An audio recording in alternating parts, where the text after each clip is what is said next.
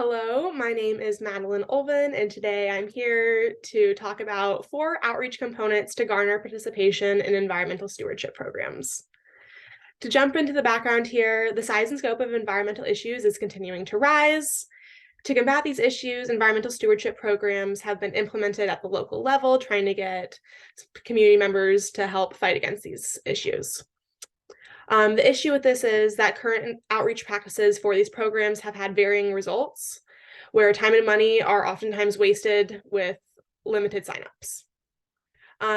Because of this, it is crucial to understand what components make outreach successful in these scenarios. This leads into my research question of what are the best outreach practices for environmental stewardship programs.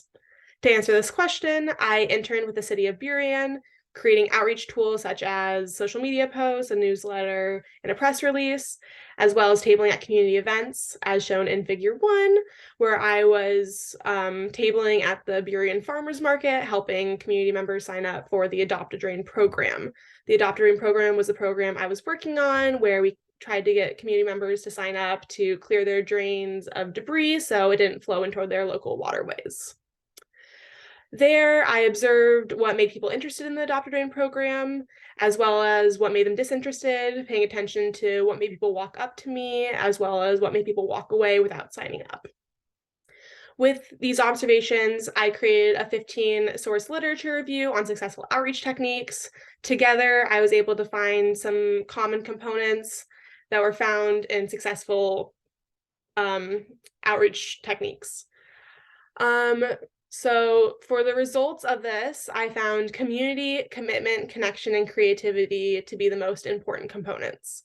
Community focused on making the action seem like a social norm, highlighting how participation is common, and overall making people want to join the program and things like that. Some ways that we were able to highlight this in my outreach with Adopt a Drain was yard signs making the program appear more common, and tote bags spreading the cause and also catching the attention of potential new members. Both of these were found in the welcome packet, which is shown in Figure 2, where I was promoting the Adopt a Drain program at Music in the Park. Our welcome packet had tote bags, an informational booklet, and a yard sign that just helped further promote the program. My second component I found was commitment.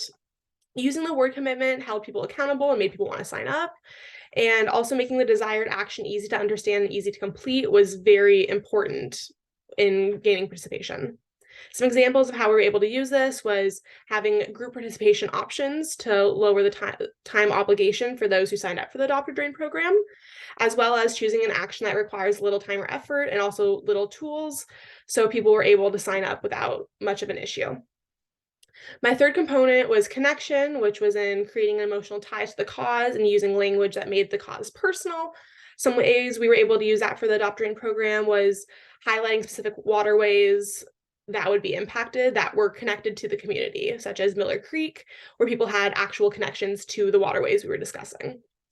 Another way we were able to highlight connection was discussing the flood issue benefits, where people were struggling with some flooding issues and how this program is going to benefit them as it will help reduce some flooding as there isn't anything blocking the drains. My fourth component was creativity, adding a personalized component to make the task seem fun and entertaining. Some examples of how this was super helpful with us was in creating names for the adopted drains. This is shown in Figure 3.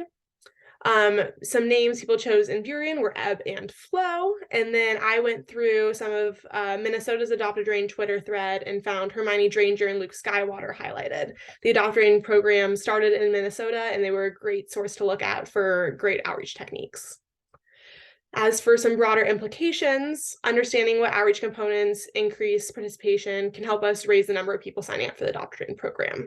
This doesn't just stop at the Adopt a Drain program. These tools can be used for other environmental stewardship programs and potentially further than that to other programs in general.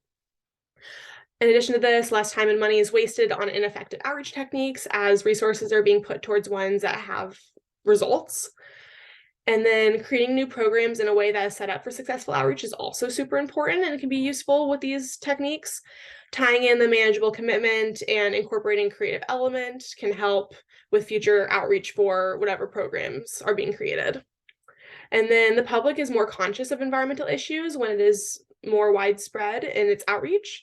So having the public more aware of these issues can help fight the problems by people having the tools. Even if they don't sign up, they'll have an understanding of the issue at hand, as well as how to fight against the issue.